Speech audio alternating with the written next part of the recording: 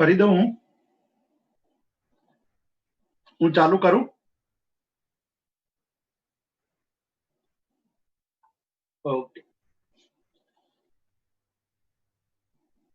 पर्युषण पर्व के दूसरे दिन सभी श्रोताओं को, श्रोत्रियों को मैं सादर जय जिनेन्द्र प्रणाम करता हूं। सभी तपस्वी शाता में होंगे और आप सभी की आराधना साधना अच्छी तरह चल रही होगी। पर्युषण पर्व के दूसरे दिन हम कुछ और बातें करेंगे जो हमारे जीवन को, हमारे साधना को विकास की ओर ले जाने वाली हैं। वैसे ये पर्युषण पर्व मन को कोमल बनाने वाला पर्व है। हमारा मन कर्मों के कारण जड़ बन चुका है, कठोर बन चुका है, कठिन बन गया है। उस कठिनता को दूर करके मन की कोमलता को पुनः स्थापित करने के लिए पर्युषण पर्व एक बहुत बड़ा आलंबन है। हम कई बार कर्मों के कारण, अपने अंदर कषायों की उत्पत्ति के कारण, क्रोध, मान, माया और लोभ की उत्पत्ति के कारण अपने मन को कठोर बना देते हैं और वही कठोरता हमारे जीवन को दुखी करती है। उसकी जगह पर हम मन को कोमल बनाए, मन को लचीला बनाए, तो हमारी जीवन की जो साधना है, जीवन का जो लक्ष्य है, वो हम अच्छी तरह प्राप्त कर सकते हैं। सबसे पहले दो प्रश्नों पर हमें विचार करना चाहिए कि जिस धर्म की हम बात करने जा रहे हैं, जैन धर्म की बात करने जा रहे हैं, वो धर्म हमें क्या सुविधा देता है और क्या अवसर देता है, धर्म से हमें क्या प्राप्त हो रहा है, इस विषय पर चिंतन करना चाहिए, निष्ठापूर्वक चिंतन करना चाहिए। और जब हम इस प्रश्न की विचारणा करते हैं, तब धर्म हमें क्या सिखाता है उसका सम्यक बोध होता है। और साथ ही साथ हमें अपने आप को एक दूसरा प्रश्न भी पूछना चाहिए कि हम धर्म के द्वारा दी गई सुविधा और धर्म के द्वारा दिया गया अवसर, इन दोनों का हम किस प्रकार से उपयोग कर रहे हैं। धर्म के द्वारा दी गई सुविधा और अवसर और हमारे द्वारा उनका उपयोग, ये दो बातों पर गंभीरता से चिंतन करने की आवश्यकता है। हम धर्म से फल की अपेक्षा रखते हैं। धर्म के द्वारा हम अपने जीवन में श्रीपाल और मैना जैसे रोग मुक्ति के, संपत्ति प्राप्ति के, सुख के अवसर को चाहते हैं, किंतु जिस तरह से श्रीपाल और मैना ने अपने जीवन में धर्म के द्वारा दिए गए अवसर और सुविधा का आचरण किया था, उपयोग किया था, वो उस प्रकार से हम क्या उपयोग कर रहे हैं। यदि हम भी उसी तरह उपयोग करेंगे तो हमें भी वही लाभ, वही सुविधा, वही आनंद, वही सुख प्राप्त हो सकता है। पर्युषण यही चिंतन का एक अवसर प्रदान करता है कि हमें एक धर्म के द्वारा ये बताया गया कि ये मनुष्य जन्म अत्यंत मूल्यवान है, ये एक अवसर है और इस अवसर को सार्थक करना चाहिए। क्या हम इस अवसर की सार्थकता के लिए प्रयास कर रहे हैं या वैसे ही हम अपने जीवन को बिता रहे हैं? कल हमने पर्युषण पर्व के विशेष रूप से 5 कर्तव्यों की बात की थी। पर्युषण पर्व में हमारी प्रवर्तन यानी अहिंसा का संदेश, अहिंसा का आचरण और अहिंसा का प्रचार प्रसार इन पर्युषण पर्व के दिनों में करना चाहिए और जगत को इसका संदेश भी भेजना चाहिए कि जहां जहां अधिक हिंसा हो रही है, जिस हिंसा को रोकी जा सकती है, जिस हिंसा का हम बचाव कर सकते हैं, रोक सकते हैं, वैसी हिंसा को रोकने का प्रयास करना चाहिए। दूसरे कर्तव्य के रूप में हमने कल देखा था कि साधर्मिक वात्सल्य करना चाहिए। साधर्मिक वात्सल्य का अर्थ है कि हमारे जो साधर्मिक बंधुओं हैं, भाइयों या बहनें हैं, उनके प्रति हमारे मन के अंदर वात्सल्य का भाव होना चाहिए।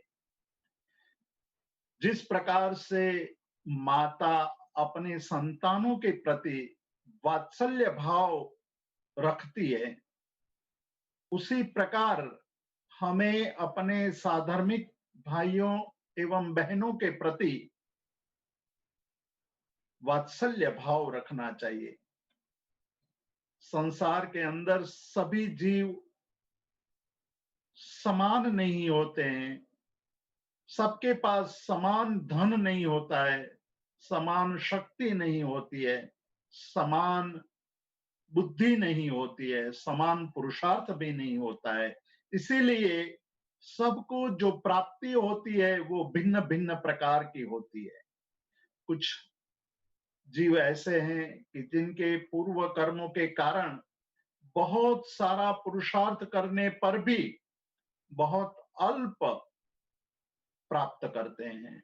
ऐसे साधर्मिक बंधुओं के प्रति भक्ति भाव से हमारे अंदर, हमारे पास अंदर भक्ति और हमारे पास जो कुछ है उसमें से यथाशक्य यथाशक्ति साधर्मिक का वात्सल्य भाव से भक्ति पूर्वक उनके दुख को दूर करने की कोशिश करनी चाहिए। तीसरा कर्तव्य क्षमापना है। क्षमापना, जिसके बारे में हम विस्तार से देखने वाले हैं कि हमारी गलतियों का जब हमें एहसास हो तब हमें उसकी क्षमा मांग लेनी चाहिए और दूसरे की गलतियों का क्षमा करके उसको माफ कर देना चाहिए। क्षमा मांगना और क्षमा करना, ये दोनों बात हमारे जीवन में इस पर्युषण पर्व के द्वारा आनी चाहिए। इसीलिए पर्युषण पर्व को क्षमा का पर्व कहा गया है। यह एक ऐसा पर्व है, इस पर्व में हम सभी जीवों के प्रति क्षमा का भाव रखने की कोशिश करते हैं और अंदर से भावपूर्वक क्षमा करनी चाहिए। ये बात हमें इस पर्युषण पर्व के द्वारा बताई गई है। चौथा कर्तव्य है अठम तप। पूरे वर्ष दरमियान हमारे से जो जो भी दोषों का सेवन हुआ है उसकी प्रायश्चित के रूप में हमें कम से कम अठम तप की आराधना करनी चाहिए।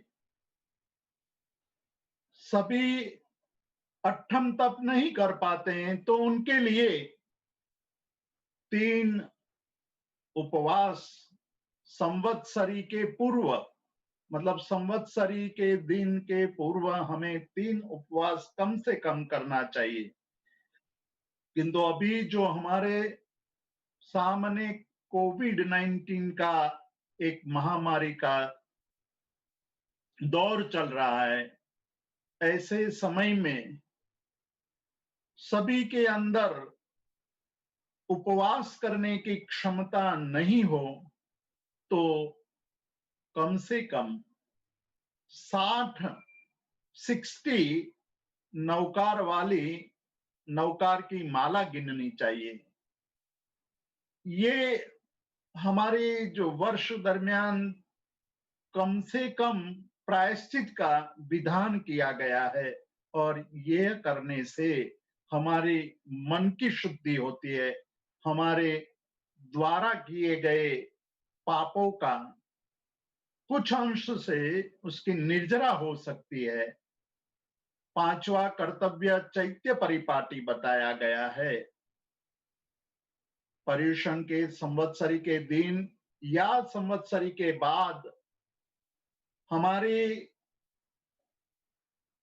शहर के अगल-बगल जितने भी मंदिर हैं, जैन सेंटर हैं, वहां जाकर के परमात्मा की भक्ति करना चैत्य परिपाटी है। ये 5 कर्तव्य पर्युषण पर्व के हैं, और पर्युषण पर्व के दरमियान इन पांचों का हमें आचरण करना चाहिए। इसी तरह पर्युषण पर्व में श्रावक के लिए, जैनों के लिए एक दूसरा भी विधान किया गया है कि श्रावक को 11 कर्तव्य का पालन करना चाहिए, जिसको वार्षिक कर्तव्य कहा गया है। अवश्य करने योग्य 11 कर्तव्य हैं, 11 कार्य हैं, ये पूरे वर्ष में अवश्य में करने चाहिए, जो हमारी आत्मा को निर्मल बनाता है, मन को पवित्र बनाता है, जीवन को आनंद देता है और सुखपूर्वक जीवन व्यतीत कराने में निमित्त बनता है। ये सब कर्तव्य इतने कठिन नहीं है, थोड़ा सा प्रयास करने पर, थोड़ी सी जागृति आने पर हम बहुत सरलता से ये कर्तव्य का निर्वहन कर सकते हैं, आराम से उन कर्तव्यों का आचरण कर सकते हैं। इन 11 कर्तव्यों के अंदर हमारे जीवन को निर्मल बनाने की क्षमता है।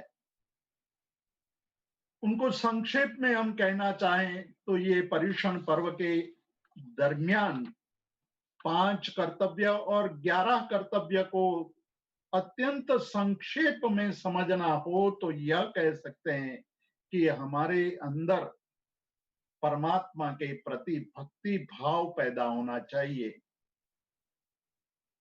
यह समर्पण भाव है, और जब समर्पण भाव जीवन में आता है, भक्ति पैदा होती है, तो मान कषाय धीरे धीरे शांत होने लगता है। अहंकार ही एक ऐसा दोष है जो हमारे बाकी के कषायों को उत्पन्न करने में निमित्त बनता है। जिनके अंदर जितना ज्यादा अहंकार होता है, उनको उतना ही ज्यादा दुख झेलना पड़ता है, दुख का अनुभव करता है। जीवन को सुखी बनाना है, जीवन के अंदर हमें शांति प्राप्त करनी है, तो ये अहंकार को समाप्त करना पड़ेगा, अहंकार का नाश करना पड़ेगा। और इसी अहंकार को नाश करने के लिए सरलतम मार्ग है परमात्मा की भक्ति। परमात्मा के चरणों में जब हम नतमस्तक होते हैं, तो हमारे अंदर एक भाव पैदा होता है, और वही भाव, समर्पण भाव, हमारे अहंकार को नाश कर देता है। दूसरा, चतुर्विध संघ की भक्ति, जो 11 कर्तव्य दिखाए गए हैं, दर्शाए गए हैं, उसमें सबसे पहला कर्तव्य है संघ पूजा। संघ की भक्ति, अंदर से संघ के प्रति हमारे अंदर भक्ति भाव पैदा होना चाहिए। संघ क्या है? हमने कभी संघ के विषय में चिंतन नहीं किया है। आपने परमात्मा के जीवन को, उनकी कथा को सुना होगा, जीवन चरित्र को सुना होगा, और उस जीवन चरित्र में आपने देखा होगा कि परमात्मा को जब केवल ज्ञान की प्राप्ति होती है और संभव शरण में देशना का प्रारंभ करते हैं, तो सबसे पहले तीर्थंकर परमात्मा, जो तीर्थ की स्थापना करते हैं, जो हमारे पर बहुत बड़ा उपकार करके हमें धर्म मार्ग का बोध कराते हैं, वे तीर्थंकरें भी जब समूह शरण में देशना देने के लिए तैयार होते हैं, तो सबसे पहले नमो तीर्थस्स कह करके तीर्थ को यानी संघ को नमस्कार करते हैं कि मैं यह संघ को नमस्कार करता हूं, और उसके बाद सिंहासन पर विराजमान होते हैं। ये बहुत बड़ी बात है कि जीवन के अंदर संघ का बहुत बड़ा महत्व है। संघ नहीं होता तो जीवन में हमें आज जो धर्म सुनने का अवसर मिला है, हमें तत्व जानने का जो अवसर मिला है, वो शायद मिल पाता। ये हमारे संघ का हमारे पर उपकार है। संघ किसको कहा जाता है? केवल समूह, कुछ व्यक्तियों का समूह, कुछ लोगों का समूह ही संघ नहीं है। जो परमात्मा की आज्ञा का पालन करने वाला समूह है, परमात्मा की आज्ञा के अनुसार परमात्मा ने जो मार्ग बताया है, उस मार्ग पर चलने की जो कोशिश कर रहा है, वो संघ है। ऐसे संघ को नमस्कार करना चाहिए, ऐसे संघ की भक्ति करना चाहिए, और ऐसे संघ की भक्ति अंदर से प्रस्फुटित होनी चाहिए, अंदर से जगनी चाहिए। आचार्य हरिभद्र सूरी, जिन्होंने 1444 ग्रंथों की रचना की, अपने जीवन काल में किसी एक महात्मा ने इतने बड़ी संख्या में ग्रंथों का लेखन, ग्रंथों का निर्माण किया हो, वो शायद ही हमें पूरे इतिहास में कोई दूसरा आचार्य देखने को मिलता है। इतनी बड़ी साधना करने वाले, इतना ज्ञान का निर्माण करने वाले, शास्त्रों का निर्माण करने वाले आचार्य श्री हरिभद्र सूरी श्रावकों के कर्तव्य की जब बात करते हैं, तो मनः जीर्णानम नाम की एक सच्चाई में कहते हैं कि संघो वरी बहुमाणो, ये श्रावक का कर्तव्य है कि उनका जीवन, उनके मन में, उनके आचार में संघ के प्रति बहुमान भाव पैदा होना चाहिए। हम संघ को मानते हैं, सेंटर को मानते हैं, परंतु हमारे मन के अंदर संघ, सेंटर, जैन सेंटर के प्रति, जैन संघ के प्रति बहुमान का भाव है या नहीं है, ये एक बहुत बड़ा प्रश्न है।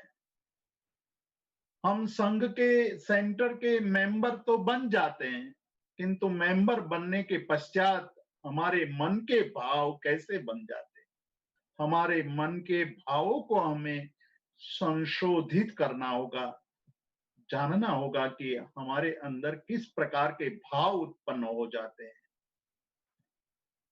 हम जब मेंबर बन जाते हैं तो हम मानने लगते हैं कि ये सेंटर के मालिक हैं हम, हम जब किसी पोस्ट पर आ जाते हैं तो उस पोस्ट पर आने पर मालिकाना हक जमाने की कोशिश करते हैं। हमारे सामने बहुत बड़े दृष्टांत हैं कि बड़े-बड़े श्रेष्ठी, बड़े-बड़े मंत्री, बड़े-बड़े राजा जब इस प्रकार के अवसर को प्राप्त करते थे, तो वो कहते थे कि हम तो संघ के सेवक हैं, हमें एक अवसर मिला संघ की सेवा करने का। हमें ये एक अवसर मिला है और वो अवसर हमें चरितार्थ करना है। हमें संघ के प्रति बहुमान पैदा करना होगा। संघ का यदि हम बहुमान करेंगे तो संघ से हमें अनंत गुण लाभ प्राप्त हो सकता है। एक तरफ संघ है, संघ के प्रति हमारे अंदर बहुमान का भाव पैदा होगा तो हम संघ के द्वारा हमारे आत्म कल्याण के दिशा में आगे बढ़ेंगे। इसीलिए कहा है कि संघ वह है जिसमें साधु, साध्वी, श्रावक और श्राविका ये चतुर्विध संघ कहा जाता है। संघ के ये 4 अंग हैं और चारों अंग मिलकर के संघ बनता है और यही संघ जब एक साथ परमात्मा की आज्ञा का पालन करता है तब वो संघ स्वयं तीर्थंकर स्वरूप बन जाता है। शास्त्रों में ज्ञानियों ने, संतों ने फरमाया है कि संघ 25वां तीर्थंकर समकक्ष है। जब तीर्थंकर की उपस्थिति नहीं होती है तब परमात्मा की आज्ञा के अनुसार द्रव्य क्षेत्र काल भाव को देखकर निर्णय करने वाला संघ उतना ही पूज्य है, उतना ही पूजनीय है जितने तीर्थंकर पूजनीय हैं।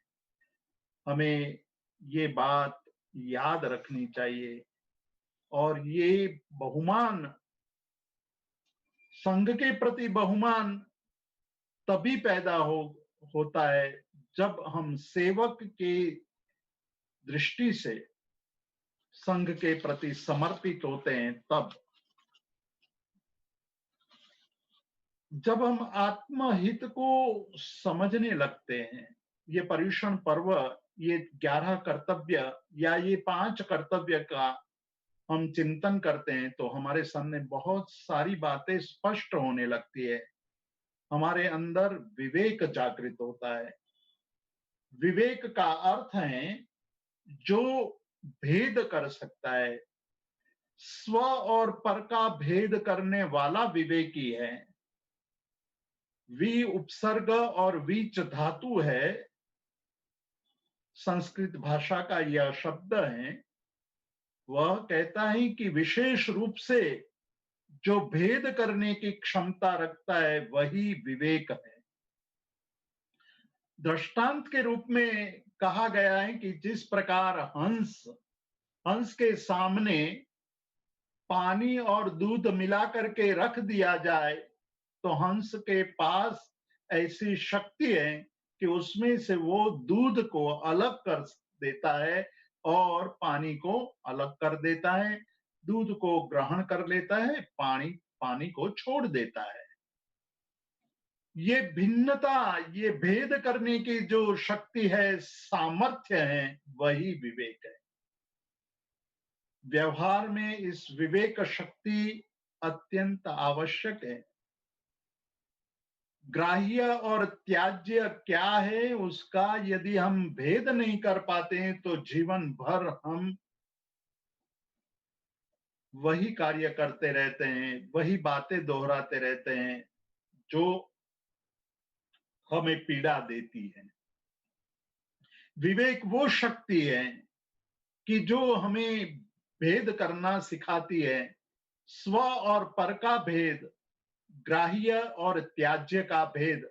ग्राह्य का मतलब है ग्रहण करने जैसी क्या क्या बातें हैं, जीवन में क्या ग्रहण करना चाहिए, पर्युषण पर्व में 8 दिनों में से एक दिन बीत चुका है, हमारे पास 7 दिन है। 7 दिन में विवेकी पुरुष यह सोचता है, विवेकी आत्मा यह सोचता है कि मेरे लिए क्या करने योग्य है और क्या नहीं करने योग्य है। जो करने योग्य है उसका मुझे अनुसरण करना चाहिए। बहुत समय बीत चुका है, बहुत थोड़ा समय हमारे पास बचा है। उस थोड़े समय में हमें क्या करना चाहिए? जो अपने हित की बात को समझ लेता है, जो अपने हित को साधने की कोशिश करने लगता है, वही सच्चा विवेकी है। विवेक यह शक्ति है, अपने हित की जो क्रियाएं हैं वो क्रिया करने में समर्थ बन जाता है, और जो अपने हित को नष्ट कर देने वाली है, अहित पैदा करने वाली है, हमारा अनर्थ पैदा करने वाली है, वो सारी क्रियाएं, वो सारे बातें हम त्याग कर देते हैं। हमारे जीवन का एक सामान्य सिद्धांत रहा है, एक सामान्य अवस्था रही है कि हम पाप व्यापार और विषयासक्त में रमे पड़े हुए हैं। पाप व्यापार करते हुए हमें हृदय में जरा भी कंपन पैदा नहीं होता है, और विषयों में आसक्त हैं हम जब कोई अनुकूल स्पर्श को पाते हैं तो आनंदित हो जाते हैं। हमको जब इच्छित भोजन सामग्री मिल जाती है तो हम खुश हो जाते हैं। हमें सुगंध अच्छी लगती है, सुगंध मिल जाती है तो हम खुश हो जाते हैं। हम जब रूप देखते हैं तो रूप में आसक्त हो जाते हैं। हम जब सुंदर स्तवन, सुंदर गीतों को सुनते हैं तो हम उस गीतों में आसक्त हो जाते हैं। यह 5 इंद्रियों के 5 विषयों में आसक्ति और उसकी मोह माया में फंसे हुए हम विवेक को गवा देते हैं। विवेक चला जाता है, क्या करना चाहिए और क्या नहीं करना चाहिए वो बात हम भूल जाते हैं। कल भी हमने देखा था कि परमात्मा ने अपनी अंतिम देशना में गौतम स्वामी को उपदेश करके बार बार यह कहा कि समयम गोयम मापमाये, हे गौतम एक क्षण का भी प्रमाद मत करना। समय बहुत कम है और समय बहुत ही मूल्यवान भी है। उसका उपयोग विवेकी पुरुष कर पाता है। इसीलिए यहाँ कहा है कि आत्महित के जो कामना करता है वही विवेकी है। मोह माया से मुक्त होकर के, अज्ञान से मुक्त होकर के जीवन में धर्म का आचरण करने लगता है। धर्म हमें ये स्पेस देता है कि क्या ध्येय है और क्या उपादेय है। ध्येय का मतलब है छोड़ने योग्य, उपादेय का मतलब है ग्रहण करने योग्य। ध्येय और उपादेय की जब हमें समझ आ जाती है तो पता चलता है कि संसार में क्या आवश्यक है, किसको हमें प्राप्त करना चाहिए, और जो प्राप्त हुआ है उसका हमें यत्न पूर्वक रक्षण करना चाहिए। और कौन सी ऐसी चीज है जो चली जाए तो भी हमें उसका अफसोस नहीं करना चाहिए, हमें उसकी चिंता नहीं करनी चाहिए, हमें उसका दुख अनुभव नहीं करना चाहिए। कुमारपाल महाराजा जैसे एक समर्थ राजवी को जब कलिकाल सर्वज्ञ हेमचंद्राचार्य जैसे गुरु का सुयोग मिला, और इस योग के कारण, इस संयोग के कारण कुमारपाल महाराजा के जीवन में एक बहुत बड़ा परिवर्तन आया। मिथ्यात्वी से सम्यक दर्शनी बन गए। सम्यक दर्शन से भी आगे निकल करके श्रावक बने, और श्रावक से भी आगे निकल करके महाश्रावक बने। इसलिए जब हम कुमारपाल महाराजा को याद करते हैं, तब हम उनके आगे एक विशेषण लगाते हैं, परमार्हत। परमार्हत का मतलब है परम आर्हत, परम भक्त, परम अरिहंत परमात्मा के परम श्रावक के रूप में कुमारपाल महाराजा को याद किया जाता है। क्यों याद किया जाता है? उनमें विवेक शक्ति जागृत हो चुकी थी। वो हेय और उपादेय का भेद समझ चुके थे, और उसी कारण आज करीब 900 से अधिक वर्ष हो चुके हैं, हम बार बार उनका स्मरण करते हैं। एक बार कुमारपाल महाराजा कलिकाल सर्वज्ञ हेमचंद्र सूरी के पास आते हैं और आकर के कहते हैं कि भगवान, मेरे से एक अनर्थ हो गया है, उस अनर्थ का प्रायश्चित करने में आया हूं, आप मुझे प्रायश्चित दीजिए। मैंने पूर्व में जो मांस भक्षण किया था उसका स्मरण मुझे हो गया, और मैं जो खा रहा था, भोजन कर रहा था कल, उसका उसके स्वाद की तुलना मैंने वो भोजन के साथ की थी। मुझे आज भी वो संस्कार सता रहे हैं, मैं उनसे मुक्त होना चाहता हूं। तब कलिकाल है, सर्वज्ञ हेमचंद्राचार्य ने कुमारपाल को कहा कि भाई, तुमने 32 दांतों से उस भोजन सामग्री का आरोग्य वो भोजन किया है, उसका स्वाद चखा है और उसको याद किया है, इसलिए आपको 32 मंजिल का एक मंदिर बनाना चाहिए, जिनालय बनाना चाहिए। कुमारपाल महाराजा ने तुरंत तहत्ती कह करके प्रायश्चित का स्वीकार कर लिया। कहा कि गुरुदेव, ये तो मेरे लिए बहुत आसान है, लेकिन मेरे मन में अंदर गहराई में पड़े हुए संस्कार, उस संस्कार को मैं छोड़ना चाहता हूं, उसके लिए मुझे कुछ दीजिए, ऐसा आलंबन दीजिए, ऐसी कोई हमें प्रवृत्ति दीजिए जिससे मेरे मन के अंदर पड़े हुए, गहराई में पड़े हुए संस्कारों को मैं धो करके नाश कर सकूं। तब कलिकाल सर्वज्ञ हेमचंद्राचार्य ने दो बातें की। एक, वितराग स्तोत्र का निर्माण किया, यानी कि वितराग स्तोत्र की रचना की, जिसमें 20 प्रकरण हैं। 20 प्रकरणों में वितराग परमात्मा की भक्ति की गई है। और दूसरा, योग शास्त्र बनाया, और उस योग शास्त्र के 12 प्रकाश यानी 12 चैप्टर हैं, कुल मिलाकर के 32 चैप्टर की रचना की।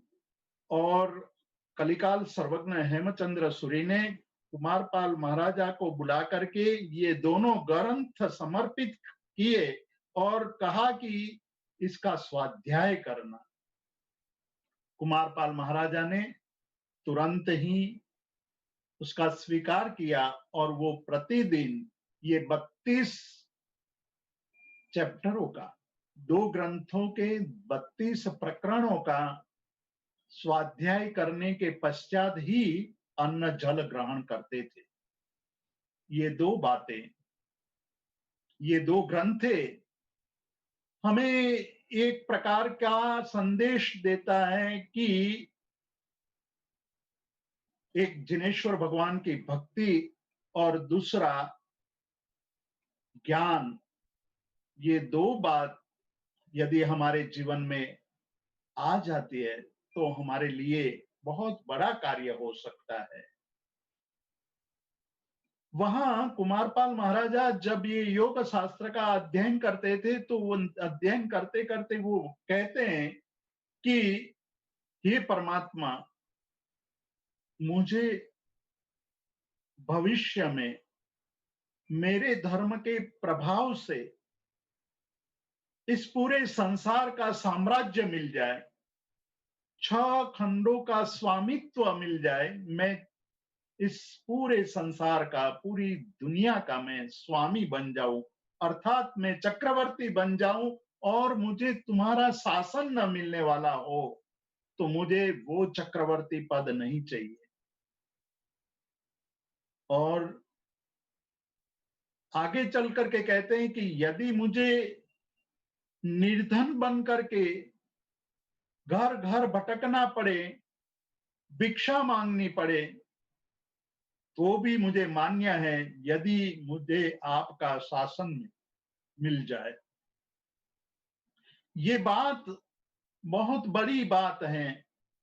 जब विवेक जागृत हो जाता है, तब धर्म और धन, ये दोनों की तुलना हम कर पाते हैं। दोनों की तुलना करने से किसका महत्व ज्यादा है और किसका महत्व कम है, वो हम निर्णय कर पाते हैं। आज हमारे लिए धन सर्वस्व है, धर्म हमारे लिए इतना महत्वपूर्ण नहीं है। कुमारपाल जैसे राजवी ने धर्म की आराधना के द्वारा धर्म का महात्म्य समझा था। उन्होंने ये कहा कि धन बिना चल सकेगा, धन के बिना मैं जी लूंगा, लेकिन धर्म के बिना नहीं जी पाऊंगा। यह धर्म हमारे लिए, जो कल बताया था कि अहिंसा, संयम और तप रूप है, अहिंसा अपरिग्रह और अनेकांत स्वरूप है, अहिंसा प्राण है, ये हमें धर्म सिखाता है। किंतु क्या धर्म से इतनी बात सीख लेने से, जान लेने से हमारे जीवन का उद्धार हो सकता है? जो मैंने प्रारंभ में दूसरा प्रश्न रखा था, उसका चिंतन हमें करना पड़ेगा कि जो हमें मिला है, जो समझ मिली है, उसका हम कितना उपयोग करते हैं। हमारे पास धन है, संयोग है, शक्ति है, बुद्धि है, समय भी है, लेकिन इन सब के होते हुए भी हम किसको पसंद करते हैं, धन को या धर्म को? हमारे सामने एक परिस्थिति निर्मित हो जिसमें बहुत बड़े धन प्राप्त होने की संभावना हो, और उसी समय धर्म करने की संभावना हो, तो हम किसको पसंद करेंगे? मैं कई बार कहता हूं कि आप सेंटर में अनाउंसमेंट कीजिए कि सामायिक करना है, सामायिक करवाई जाएगी और सामायिक में स्वाध्याय कराया जाएगा, किंतु आप लोगों को अपना नाम रजिस्टर करवाना पड़ेगा, तो कितने लोग आएंगे? और ये कहा जाए कि हम चैत्य परिपाटी के लिए बगल के शहरों में जाएंगे, सुबह जाएंगे, बस से जाएंगे, भोजन की अच्छी व्यवस्था की जाएगी, सभी चीजें सानुकूल होगी, तो आपका जो रजिस्टर है तुरंत ही भरने लगेगा, लोग अपने नाम लिखवाने आ जाएंगे। तो हम क्या चाहते हैं? हम धर्म चाहते हैं या हम मौज शौक चाहते हैं? धर्म के स्थान में भी हम धर्म का आचरण करना नहीं चाहते हैं। इसीलिए कहा कि यदि धर्म को करना है तो अपने आशयों को, हमारे इंटेंशन को हमें चकासना पड़ेगा, हमें उसकी समीक्षा करनी पड़ेगी, और वो समीक्षा हमें निष्ठापूर्वक करनी पड़ेगी। जब निष्ठापूर्वक करेंगे तो हमें पता चलेगा कि हमारे जीवन में धर्म का कितना महात्म्य है। वैसे चिंतकों ने यह भी कहा है कि ये मनुष्य जन्म एक सुवर्ण पात्र है। ये सुवर्ण पात्र सिद्धर्षि गणी ने भी उपमिति भव प्रपंचा कथा नाम के ग्रंथ में एक सुवर्ण पात्र की कल्पना की है। जब तक अपने पास, मतलब कि सिद्धर्षि गणी प्रथम प्रकरण में ये बताते हैं कि जब तक जीव के पास ज्ञान नहीं होता है तो उसके पास जो टूटा फूटा पात्र है वो भी उनको मूल्यवान लगता है, लेकिन जब ज्ञान प्राप्त हो जाता है तब वो जो सुवर्ण पात्र है वो सुवर्ण पात्र भी सबके लिए सुलभ बनाने की कोशिश करता है।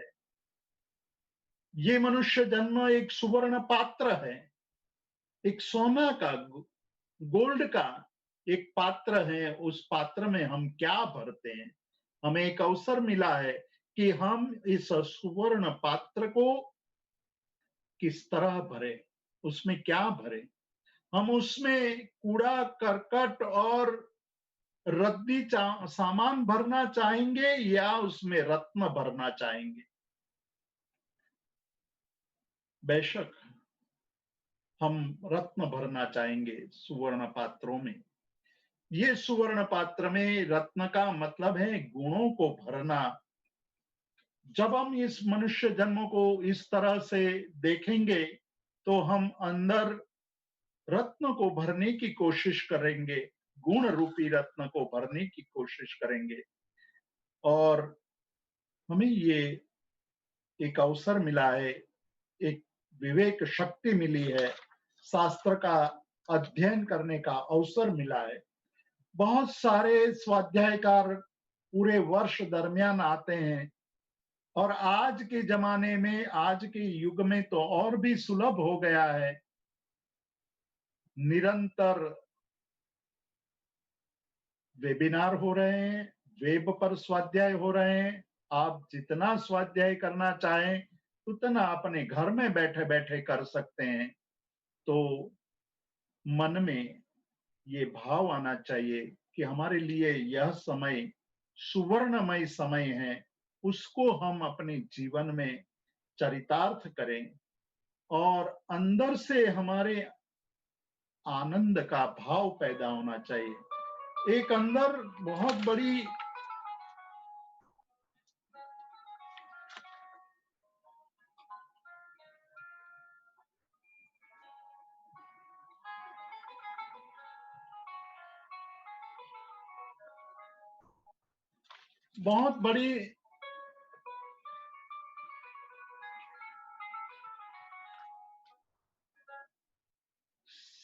सिद्धि प्राप्त होनी चाहिए और वो ये है, हम अपने अंदर फुर्सत के समय में धर्म नहीं परंतु निरंतर धर्म पर प्रेम रख करके अंदर से धर्म का आचरण करें।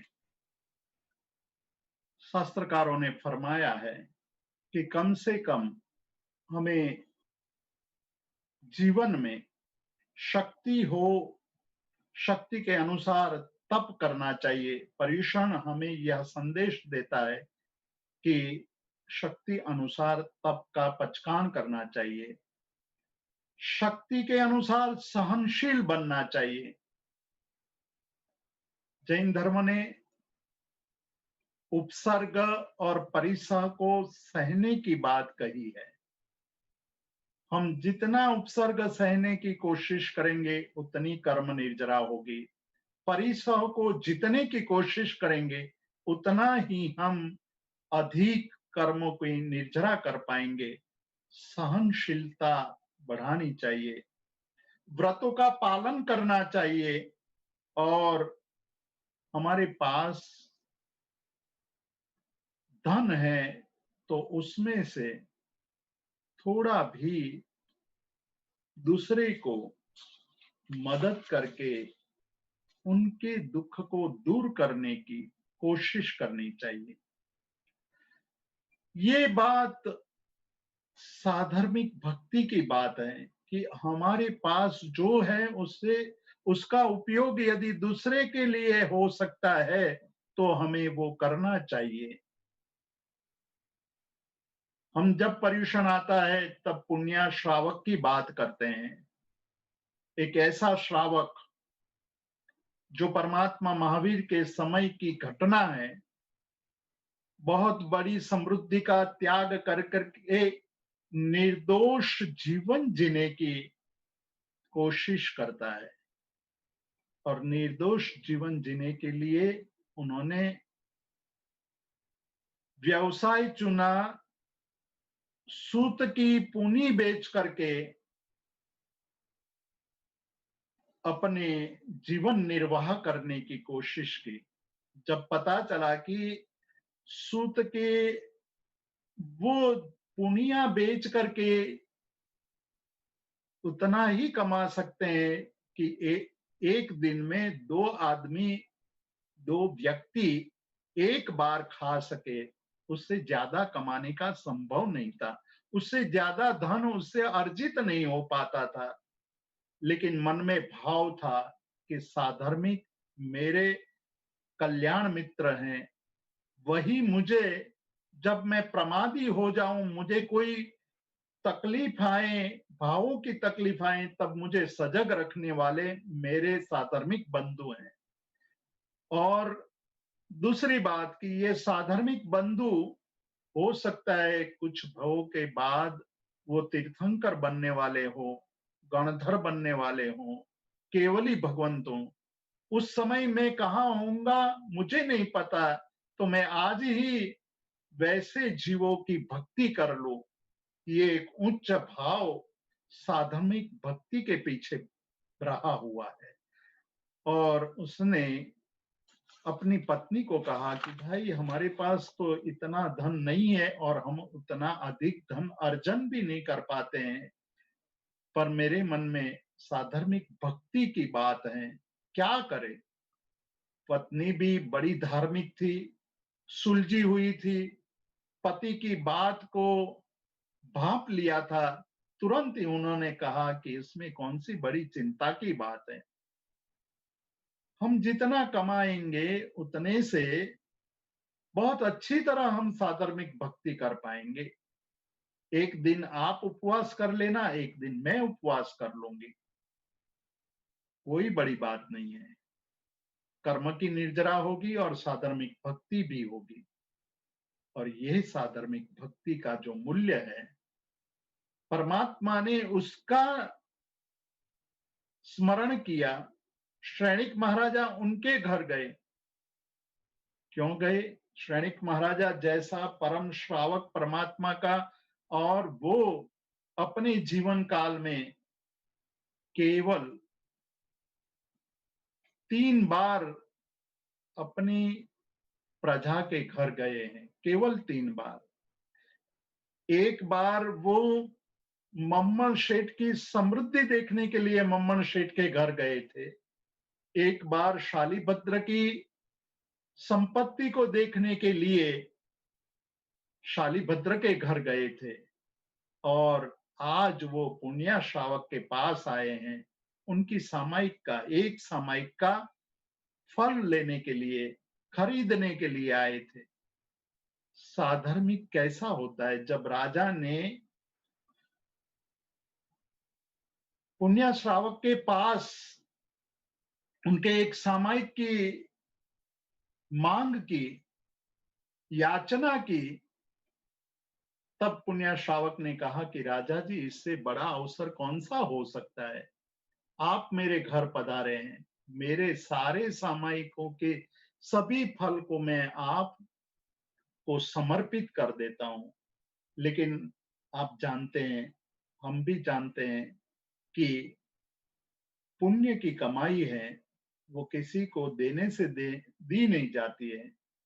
पुण्य स्वयं किया जाता है, सत्कर्म स्वयं किया जाता है, और सत्कर्म करने से जो लाभ होता है वो स्वयं को ही होता है।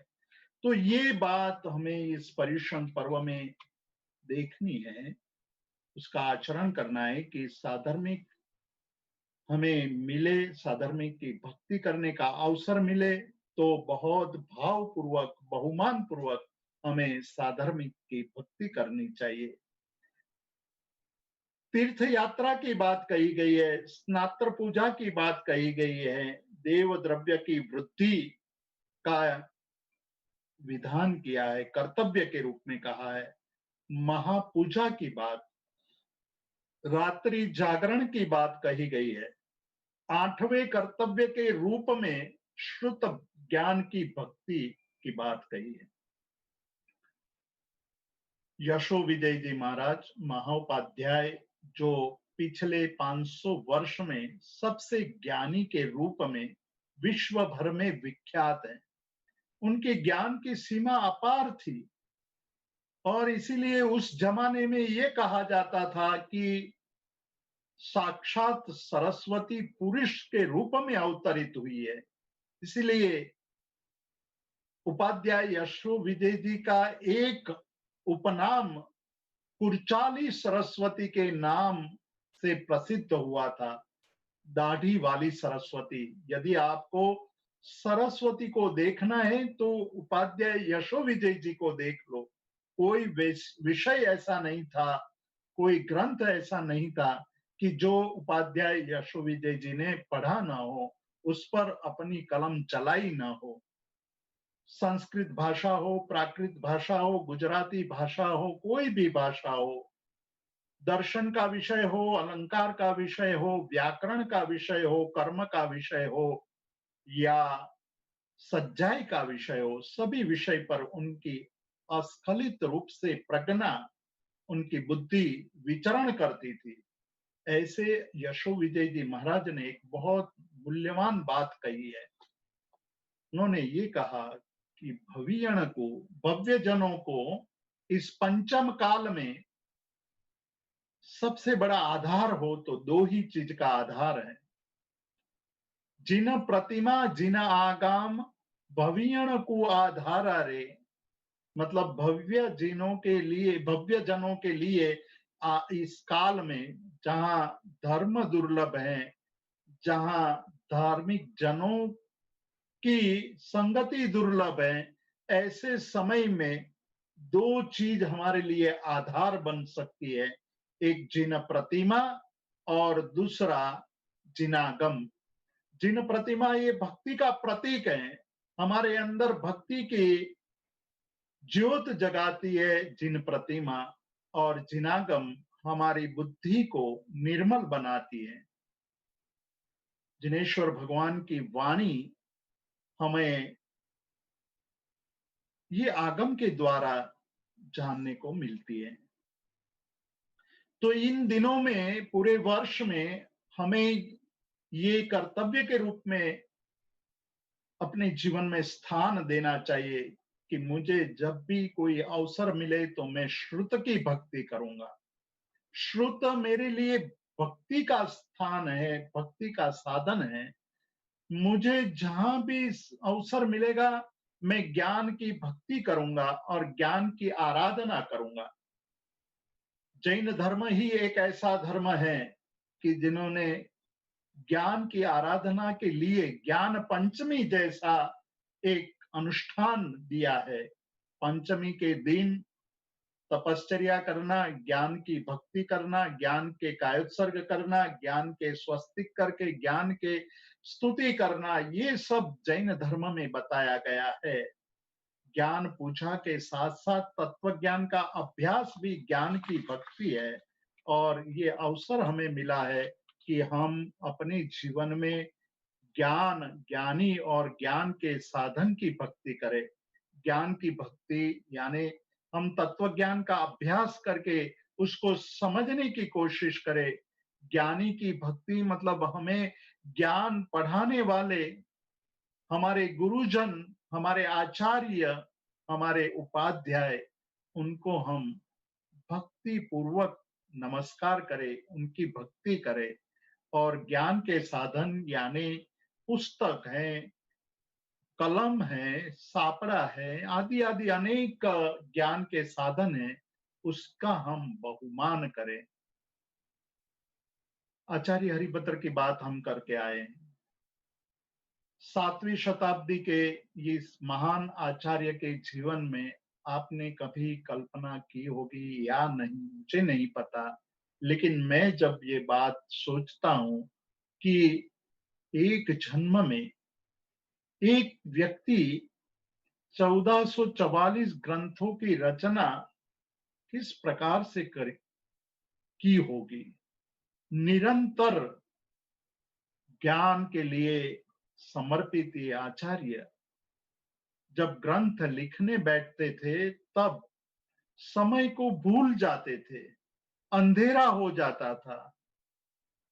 सूर्यास्त होते होते अपने शिष्य उनको कहते थे कि चौविहार का समय हो गया है, पानी पी लीजिए। उनकी भी उनको याद नहीं आती थी, मतलब ज्ञान में लीन थे। तब लल्लिक नाम के एक श्रावक ने देखा कि आचार्य श्री को ज्ञान के प्रति इतनी भक्ति है तो मुझे कुछ करना चाहिए। और उस लल्लिक ने ऐसी व्यवस्था कर दी, रत्नों के प्रकाश में रात को भी आचार्य श्री ग्रंथ निर्माण का कार्य अच्छी तरह कर सके, ऐसी व्यवस्था की। महोपाध्याय यशोविजय जी जब अहमदाबाद में चातुर्मास थे और उन्होंने अष्टावधान का प्रयोग किया, तब धनजी सुरा नाम के एक श्रावक ने गुरु के पास आकर के कहा कि महाराज, आपका शिष्य बड़ा होनहार है और उसको यदि पढ़ाया जाए तो वो भविष्य में हीरा बन करके चमकेगा। आप उसको बनारस भेजिए, बड़े बड़े पंडितों के पास उनको पढ़ाइए, शिक्षा दीजिए, दिलाइए। गुरु जी ने बहुत ही विनम्र भाव से कहा कि भाई, आपकी बात तो सही है, मैं भी चाहता हूं कि मेरा शिष्य ज्ञानार्जन करे और नए नए शास्त्रों का निर्माण करे, किंतु हमारे पास इतने पैसे नहीं है। तब धनजी सुरा ने कहा कि महाराज जी, पैसे की चिंता मत कीजिए। अहमदाबाद से निकल करके बनारस पहुंचने तक का, बनारस में रहने का, पढ़ाई का और बनारस से शिक्षा प्राप्त करके पुनः अहमदाबाद या पुनः गुजरात आने का जो भी खर्च होगा मैं करूंगा। और धनजी सुरा की एक भावना के कारण हमें उपाध्याय यशो विजय जी मिले। लल्लिक की एक भावना के कारण हमें 1444 ग्रंथ मिले। और आज हमारा जो जिन शासन गौरवपूर्ण है, उसका कारण हमारा हमारी ज्ञान समृद्धि है। तो हमें जो अवसर मिला है, इस अवसर में हमें श्रुत की भक्ति करनी चाहिए। जब जब ये श्रुत की बात आए, हमें सबसे पहले तैयार हो जाना चाहिए कि हम इस श्रुत भक्ति के कार्य में कभी भी पीछे नहीं हटेंगे। उद्यापन करना चाहिए। 10वें कर्तव्य के रूप में कहा, शासन की प्रभावना करनी चाहिए। और अंतिम कर्तव्य के रूप में कहा है आलोचना, मतलब अपने किए हुए दोषों का गुरु के पास जाकर के कथन करना, बताना कि मेरे से ये गलतियां हुई है, प्रायश्चित करना। प्रायश्चित बहुत बड़ा एक अनुष्ठान है। प्रायः करके हमारे चित्त का शोधन करने वाला ये प्रायश्चित है, हमारे चित्त को निर्मल बनाने वाला प्रायश्चित है। और प्रायश्चित करने से हमारे कठिनतम पापों का नाश होता है। प्रायश्चित नहीं करने वाला या माया से प्रायश्चित करने वाला अपने कठिनतम पापों से मुक्त नहीं हो सकता है। दृढ़ प्रहारी का दृष्टांत लीजिए, और भी बहुत दृष्टांत है। समय होने आया है, इसलिए मैं ज्यादा यहाँ बात नहीं करूंगा, लेकिन आलोचना करने से हमारे अंदर पड़े हुए क्लिष्ट कर्मों का नाश होता है। तो इस प्रकार वार्षिक कर्तव्यों के रूप में हमें 11 कर्तव्यों पर बहुत गौर करना चाहिए, उसका आचरण करना चाहिए। यह 11 कर्तव्य में नाम दे करके फिर से बोल जाता हूं, आपको ये स्मरण में रहे। और बहुत सारे ग्रंथों में ये 11 कर्तव्यों का जिक्र आता है। आप आसानी से वहां से भी जान सकोगे। पहली है संघ पूजा, दूसरा साधर्मिक भक्ति, तीसरा यात्रा, चौथा जिन मंदिर में स्नात्र महोत्सव, पांचवा देव द्रव्य की वृत्ति, छठवा महापूजा, सातवां धर्म जागरण, आठवां ज्ञान पूजा, नौवां उद्यापन, 10वां तीर्थ और शासन की प्रभावना और 11वां आलोचना। इस 11 कर्तव्य को अपने जीवन में स्थान देकर के इस वर्ष के इस पर्युषण पर्व की आराधना को हम सफल बनाए। इतना कह करके मैं मेरी बात को विराम देता हूँ। जय जिनेन्द्र, प्रणाम।